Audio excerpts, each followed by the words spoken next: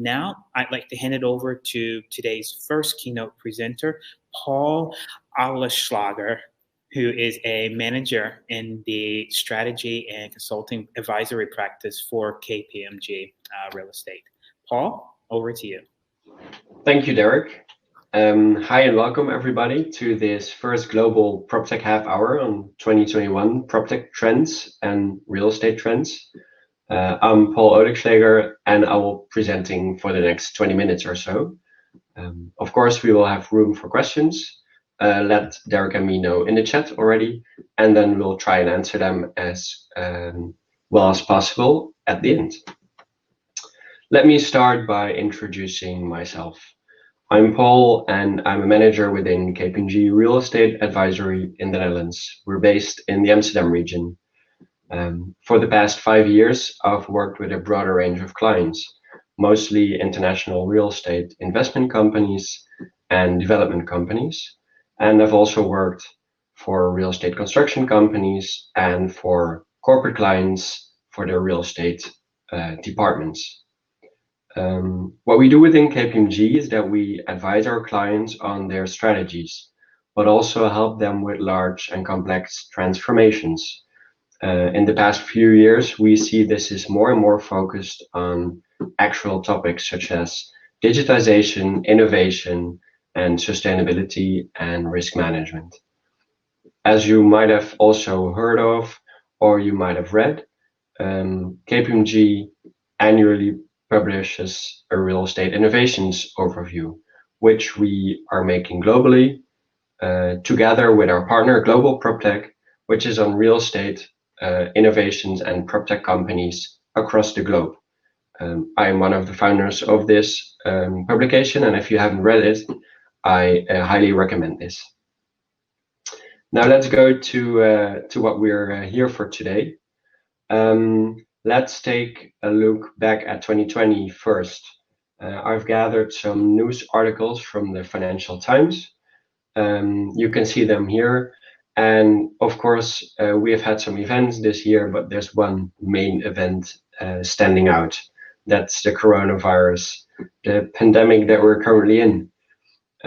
As you can see, and I guess everybody knows, it's impacting our industry quite substantially. And it's impacting the industry in various ways. Of course, in terms of hybrid working from home, but also, for example, the retail industry has been affected quite severely because of the lockdown measures that have been taken across the globe. But what I find striking is that there's also one other big topic that's been important in 2020, which is sustainability. For example, as you can see in the right, because of what the European Commission is doing with their Green Deal, but also you can see that from society and also businesses, sustainability and ESG is becoming more and more important. More about that later. Let's now dive into what we see from KPMG Real Estate Advisory as the main challenges and trends for 2021. Let me start off by explaining that we have made a differentiation between challenges that have been originated by the pandemic, which you can see in red, which are mostly because of the pandemic, and we have identified trends that have been accelerated by the pandemic. So these trends were already there, but they've been accelerated by COVID-19. Let me discuss them shortly one by one, and then after that, I will go into a few of them in more detail. Let's start with market uncertainty. Of course, there is uncertainty in the market, and it's also affecting real estate. It's evident that trust between parties is crucial, and trust is eroding. For example, between landlords and tenants. At this time already, it's really important to have enough trust between parties, but also when, for example, government support will be turned down a notch in the future, investing in trust appears to be one of the solutions. Across the industry, we need to keep on focusing on building relationships and improving communication.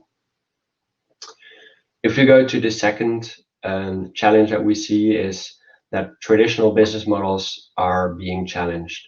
There's a driving need for strategy recalibration and business innovation. It's evident, of course, that between asset classes there's a discrepancy. We'll go into that a bit more detail in a few minutes. But we think that real estate companies should be really aware of what their business model is, and most importantly, how resilient it is, and whether or not they should reinvent themselves as a company. Perhaps partly, but it's not only because of the pandemic, but there's some changes in the industry that have been going on for years now, for example, on innovation, which drive the need to understand whether a business model of your own company is still resilient in the coming years. The third one is a trend that we see, and I just mentioned it before, ESG, environmental, social, and governmental aspects, or in short, sustainability, is here to stay. And it's not only driven by regulations, it's also driven by societal needs, societal pressure, and competition between businesses. Fourthly, we see that digitization and innovation are implemented in business processes, but we see that for the next year, data contextualization is key. Even laggers appear to realize that while they not always know how to do it and what to do exactly, they do know that they need a digital strategy. They realize that they need to understand which innovations are relevant for them and how they can add value for their own company. And that's very specific for each individual company. Fifthly, we see that smart buildings and cybersecurity are on the rise. Smart buildings have been there for a few years now, but we see that new technologies are now really applied and implemented into real estate assets. And that means that security risks become more and more likely and impactful. And of course, what we have seen now with the pandemic is that smart buildings are becoming more relevant again. Because, for example, due to the need for smart use of buildings, but also don't forget the health aspect. A company which is able to provide their employees a safe place to work for may have an advantage as compared to a company that cannot and has to stay working from home in 2021. Now, lastly, what we recognize is data is seen as a key raw material, and the use of data is not new. But what we see for the coming year is that the industry recognizes the importance of data interpretation and the use of existing data. So it's not about gathering more and more data. It's about understanding your own data, understanding the value of your own data, and using it in the right way to add value to your own company.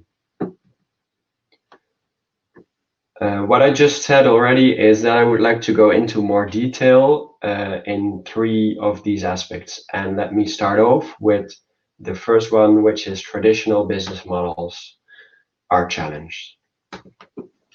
Now, if we're talking about business models being challenged, we could look at asset types. KPMG has published recently their property lending barometer.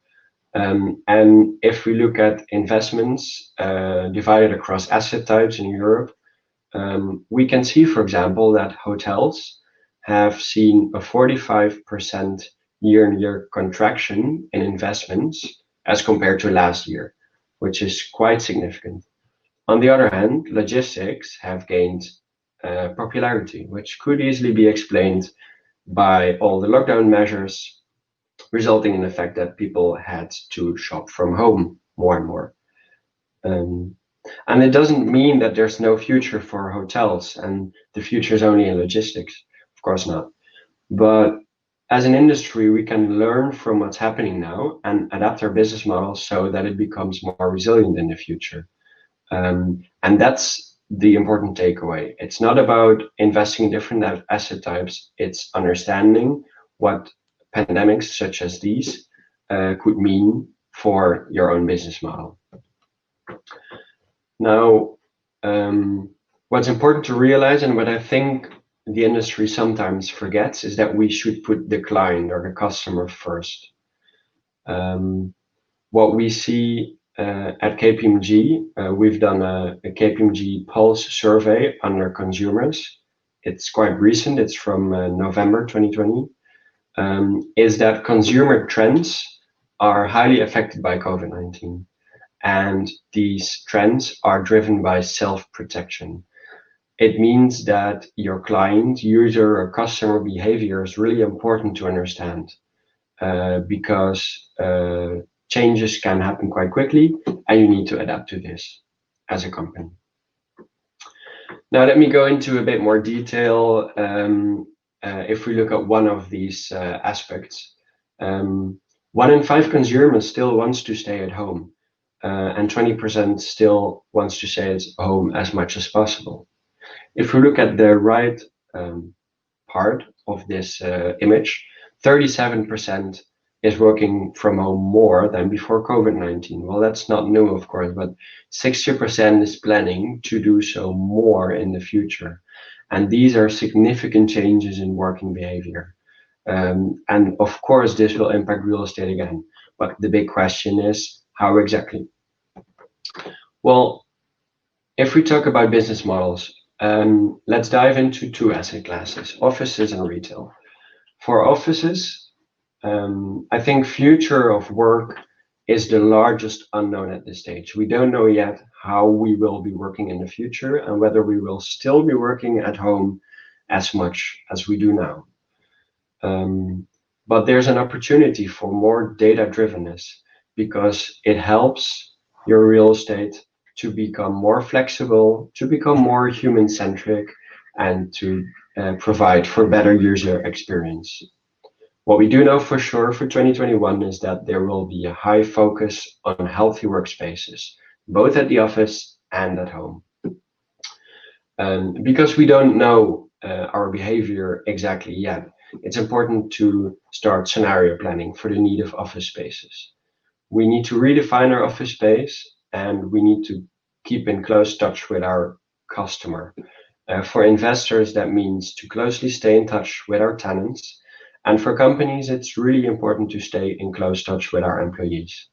And that's why we shown this graphic showing people, place, and technology. Firstly, it's all about the people. And it's really important that if we can provide the best workplace for people, then we can stay ahead of competition to retain and attract talent. Place, real estate, is one of the factors that can contribute to this by providing better meeting spaces, collaboration spaces, and green and healthy buildings. And what we think is that technology can play a key part in providing for this.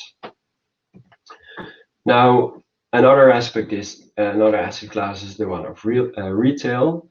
Let me start off by stating, of course, there's a difference between types of retail within the retail asset class, of course. For example, supermarket real estate is doing quite well, but other ones, for example, in the restaurant industry or focused on entertainment and leisure, are doing not as well.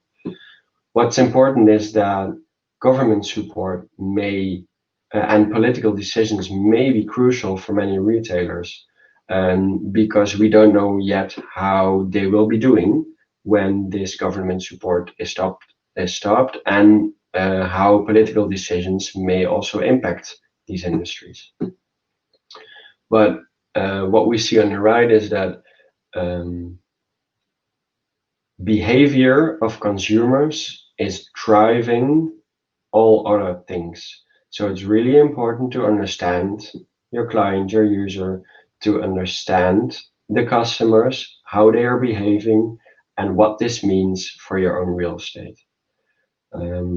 It's important for real estate owners to keep in close contact with retailers to understand which of the retailers can keep up and which cannot, and also which real estate is really ready for the change and which isn't, and perhaps what are possible alternatives for the real estate that you as an investor don't see any future in anymore. That's enough about the business model topic. Let's go a bit more into detail for ESG, environmental, social, and governmental aspects. If we look at this slide, this is an image of the World Economic Forum Global Risk Report 2020. The World Economic Forum makes a risk report every year on the top 5 global risks on likelihood and impact. And I've shown the past 8 years, and what you can clearly see, the green ones, environmental risks are becoming more and more important. Let me name the 5 most important risks in terms of likelihood for 2020. Extreme weather, climate action failure, natural disasters, biodiversity loss, and human-made environmental disasters.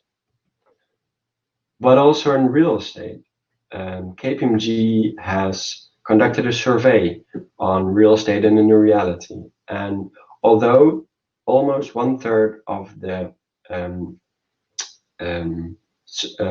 respondents said that they were already strongly focused on ESG criteria, more than half said that the relevance of sustainable investments have become even more clear due to COVID-19. I think that says something. ESG and sustainability are really here to stay.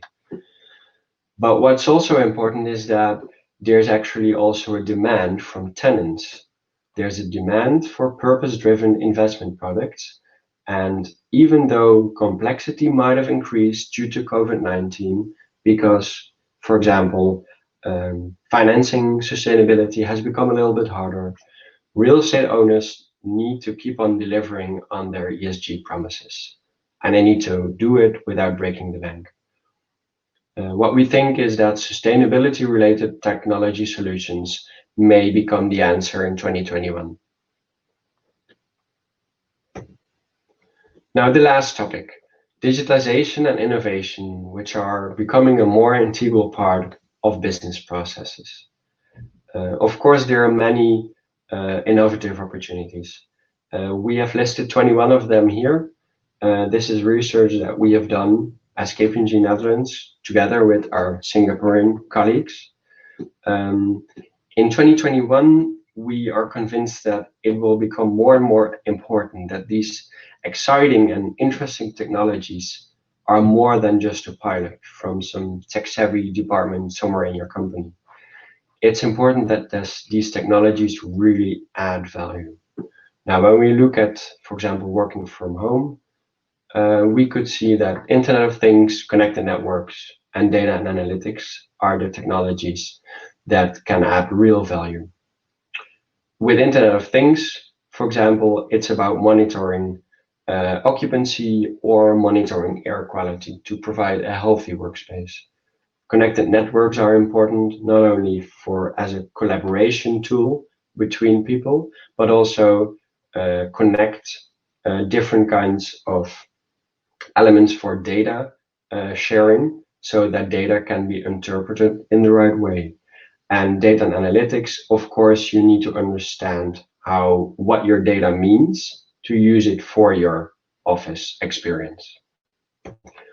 Now, what I said in the beginning already, contextualizing data is key in digitization and innovation. We think there are 4 steps that are really important. It's about managing your data content and understanding which data you can actually access. Secondly, it's about ensuring data quality. For example, the past few years, it was quite hard to interpret locational data within the office. And it's really important to be able to trust on the data that you're gathering. Thirdly, we think it's important to enable collaboration within your organization and between organizations to really be able to use the data that you have collected. And fourthly, it's important to build a sustainable data management program, which means having the right skill sets within your employee pool, but also within your board. It's important to have a data governance, and it's important to have a data-oriented culture which supports this. Well, that was it for me. Let's wrap up shortly. This is the slide that I started with. We've discussed several challenges and trends in our sector for 2021. We have talked about the difference between asset classes. We've talked about business models, and we've talked about sustainability. We've also talked about technologies and innovation. And if we look at 2021, it's going to be an exciting year. It's key not to waste this crisis. We are looking forward to it. What about you? Let us know. Thank you. Hi, Paul. Thank you so much for that presentation. Thank you.